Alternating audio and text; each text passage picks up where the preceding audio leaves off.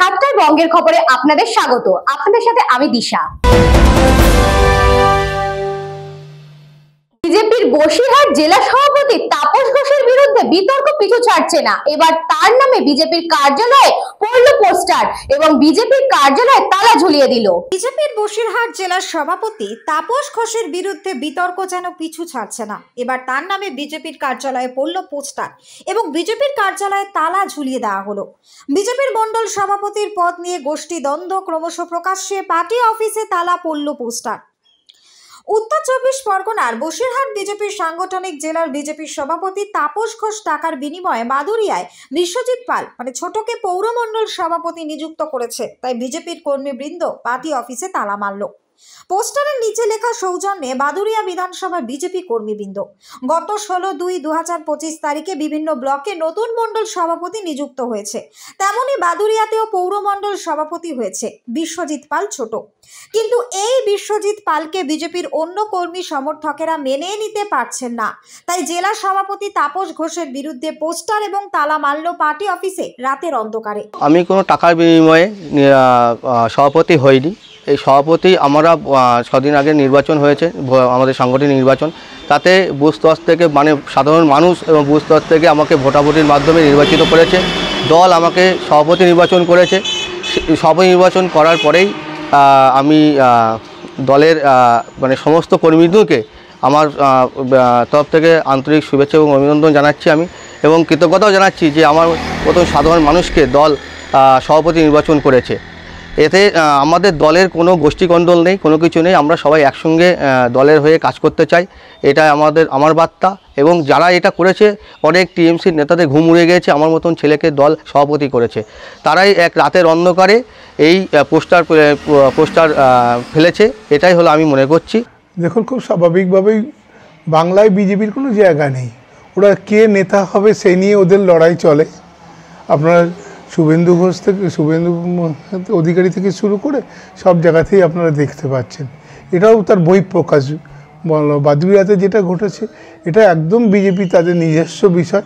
এ বিষয় নিয়ে তৃণমূল কংগ্রেস, বাংলার তৃণমূল কংগ্রেস এ বিষয় নিয়ে কোনো কথা বলে না, কারণ তাদের কথা বলার প্রয়োজন হয় না। ব্যুরো রিপোর্ট, নিউজ বঙ্গ। বারুইপুরের চম্পাহাটি পঞ্চায়েতের ভোটের তালিকায় ভুতুড়ে কাণ্ড। মালদা, মুর্শিদাবাদ, শিলিগুড়ির বাসিন্দাদের নাম ভোটের তালিকায়। দিল্লির ভোটে অস্বাভাবিক হারে ভোটের সংখ্যা বৃদ্ধি নিয়ে তথ্যসহ অভিযোগ এনেছে বিরোধীরা। তৃণমূল সুপ্রিমো মমতা বন্দ্যোপাধ্যায় অভিযোগ করেছে, প্রকৃতদের বাদ দিয়ে বহিরাগতদের নাম ভোটার তালিকায় ঢোকানো হচ্ছে। এই আবহেই বারুইপুরের চম্পাহাটি পঞ্চায়েতের ভোটের তালিকা স্ক্রুটিনি করতে গিয়ে বেরিয়ে এসেছে ভুতুড়ে কাণ্ড। মালদা, মুর্শিদাবাদ, শিলিগুড়ির লোকজনের নাম উঠে এসেছে ভোটার তালিকায়। চাঞ্চল্যকরভাবে একই ফোন নম্বর যুক্ত আছে 4-5 জনের নামে, যা খোঁজ করতে গিয়ে বিস্মিত হয়েছেন পঞ্চায়েতের প্রধান থেকে শুরু করে সদস্যরা। সূত্রের খবর, গত লোকসভা ভোটে পঞ্চায়েত এলাকার ভোটার সংখ্যা ছিল 18,500 থেকে 19,000।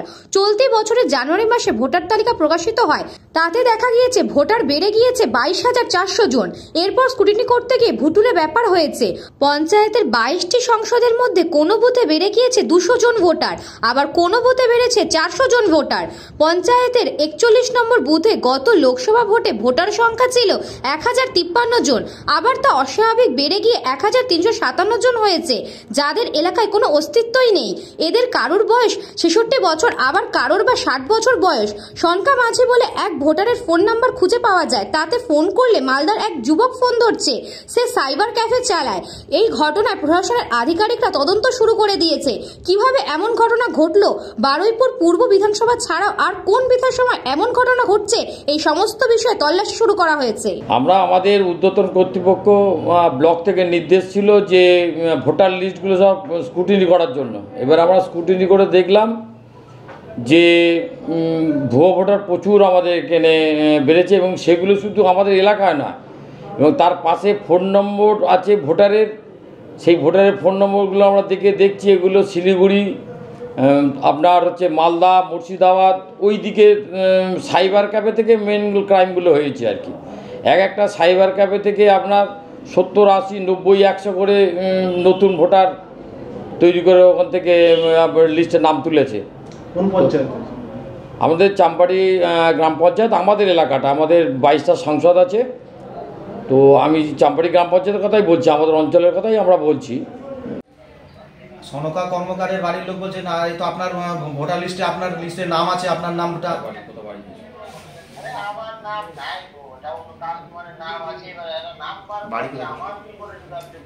আপনি সনকা কর্মকারকে চেনেন না? আপনি আপনি কি কাজ করেন? আপনি সাইবার ক্যাফে চালান? তা আপনার আপনার আপনার বাড়ি কোথায়? আপনার বাড়ি কোথায়? আপনার বাড়ি কোথায়? মালদা কোন থানা? কোন থানায় আপনি? কোন আপনার কোন থানা? আপনার কোন থানা? ইংলিশ বাজার। আপনার নাম্বার থেকে তো প্রচুর ভুয়ো ভোটার আপনি ওখান থেকে আপনি তুলেছেন। সনকা কর্মকার, মানিকচন্দ্র সাহা, আরও আছে, আপনার লিস্ট আছে, অনেক বড় লিস্ট আছে। দেখুন, আমাদের রাজ্যে যে ভুয়ো ভোটার ভর্তি, এটা আমরা বহুদিন ধরে অভিযোগ করছি। সরকার এতদিন অস্বীকার করছিল, যাই হোক শেষমেশ অন্তত মমতা ব্যানার্জি স্বীকার করলেন।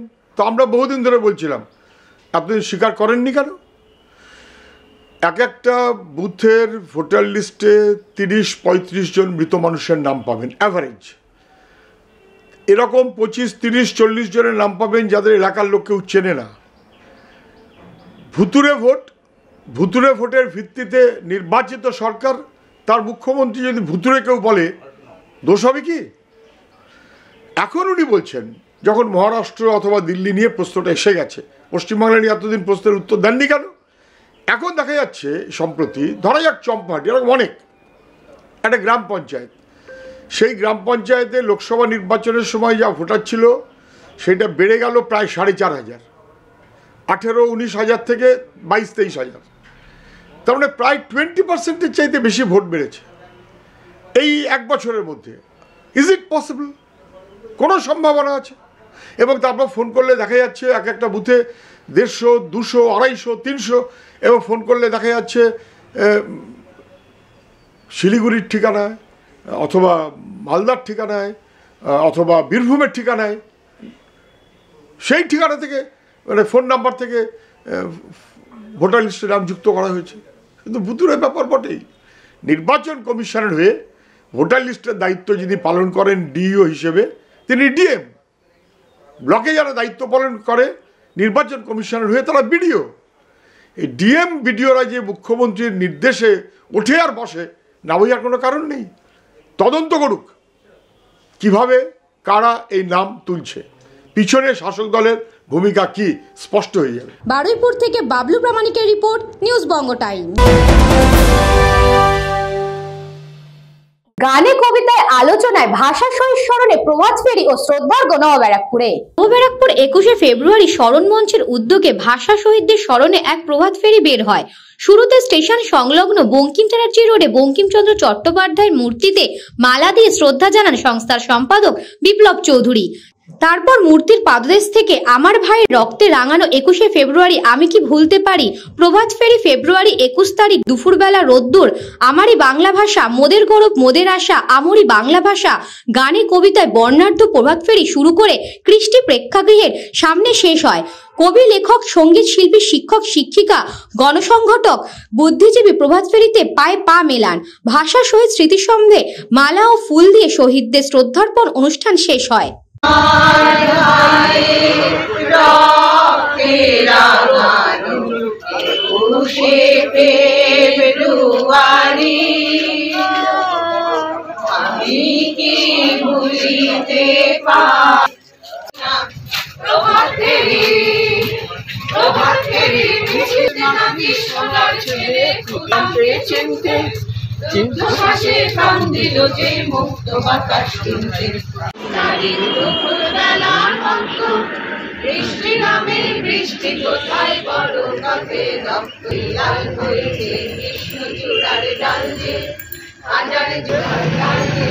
প্রথমে ঋষি বঙ্কিম মূর্তির সামনে থেকে আমরা প্রভাত ফেরির মাধ্যমে সবাই একসাথে গান গাইতে গাইতে গাইতে আমরা প্রায় 150 জনের মতো লোক আমরা গান গাইতে গাইতে আমরা কৃষ্টির মঞ্চের সামনে, যেখানে আমাদের শহীদ স্মৃতিস্তম্ভ আমরা আমাদের অনুরোধে এই শহীদ স্মৃতিস্তম্ভ করা হয়, সেখানে আমরা মাল্যদান করছি এবং আমরা স্মরণ করছি যার শহীদদের স্মৃতির উদ্দেশ্যে।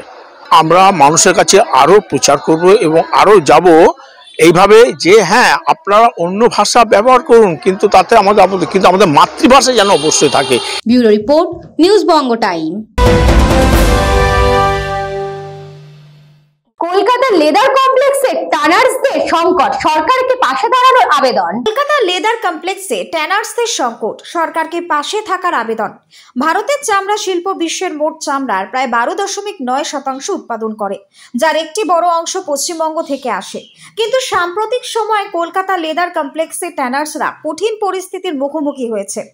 কলকাতা প্রেস ক্লাবে এক সাংবাদিক সম্মেলনে সিএলসি ট্যানার্স অ্যাসোসিয়েশনের পক্ষ থেকে জানানো হয়েছে, রাজ্যের ট্যানারিগুলি উৎপাদন সংকটে পড়েছে, ব্যবসা টিকে থাকা কঠিন হয়ে দাঁড়িয়েছে। এর ফলে শিল্পের ভবিষ্যৎ অনিশ্চিত হয়ে পড়ছে।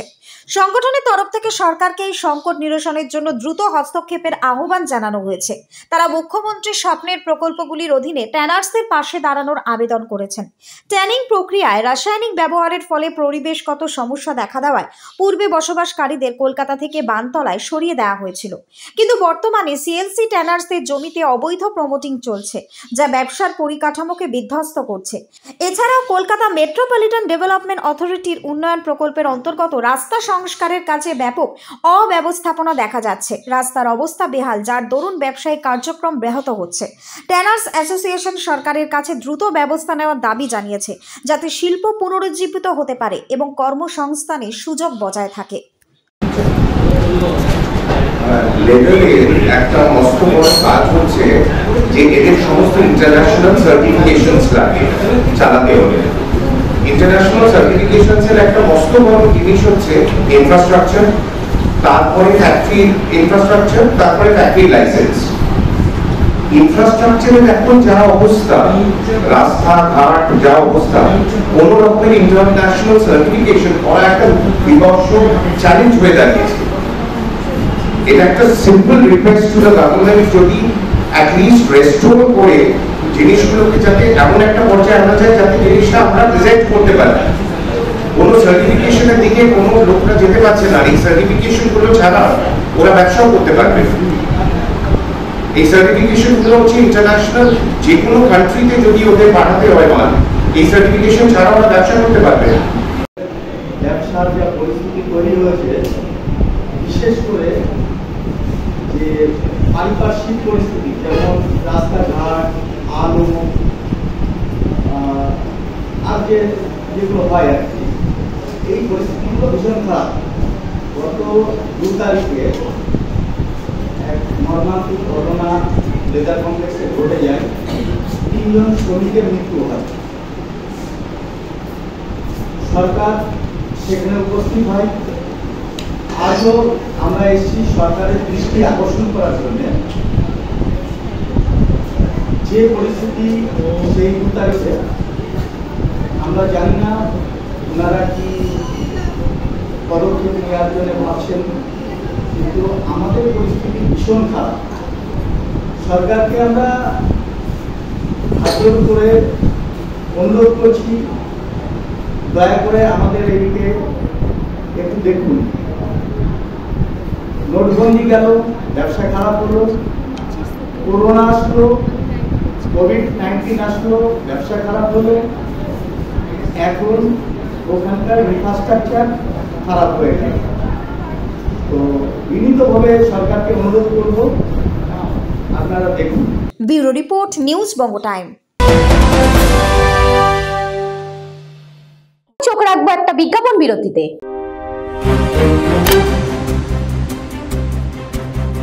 फास्ट मूविंग वर्ल्ड में वही आगे है जिसके पास है स्पीड, जैसे मेघबाला ब्रॉडबैंड। सही स्पीड, सही पहचान।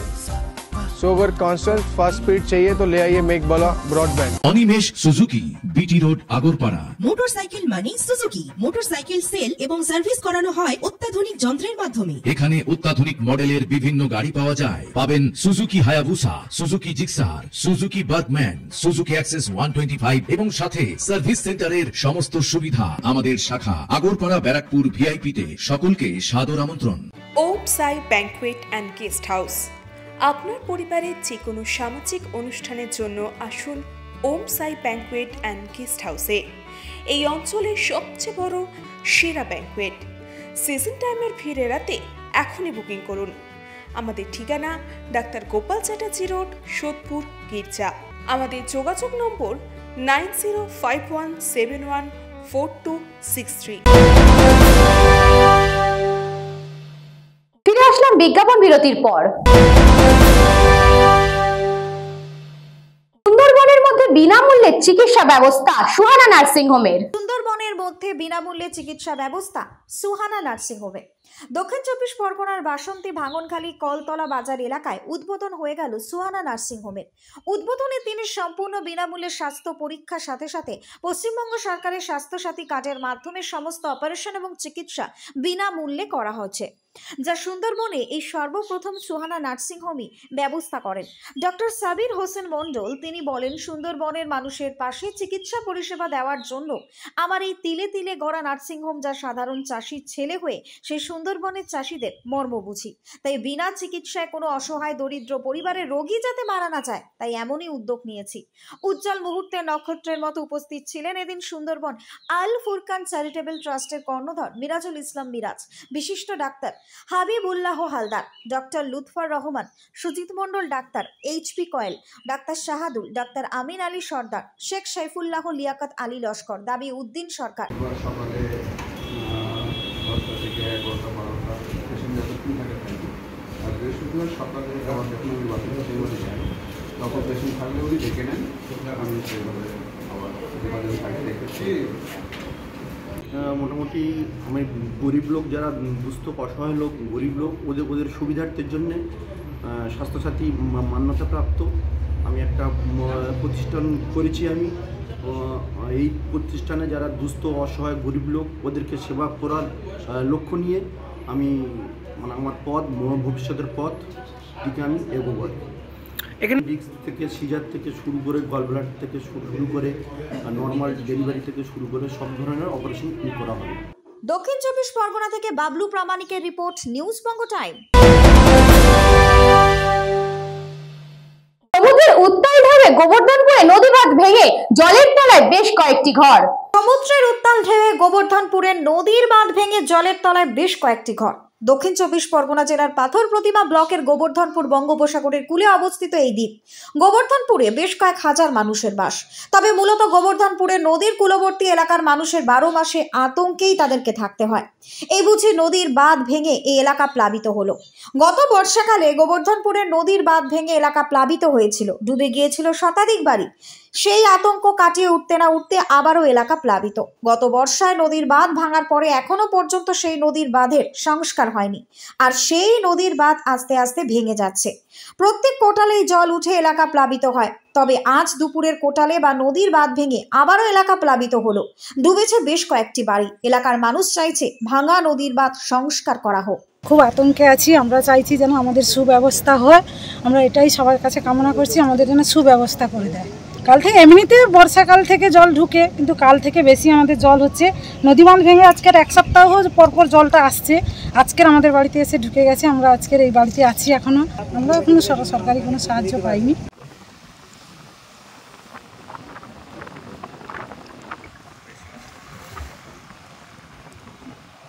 ব্যুরো রিপোর্ট, নিউজ বঙ্গ টাইম। 7টার বঙ্গের খবর আজকে এ পর্যন্তই। দেখতে থাকুন নিউজ বঙ্গ টাইম।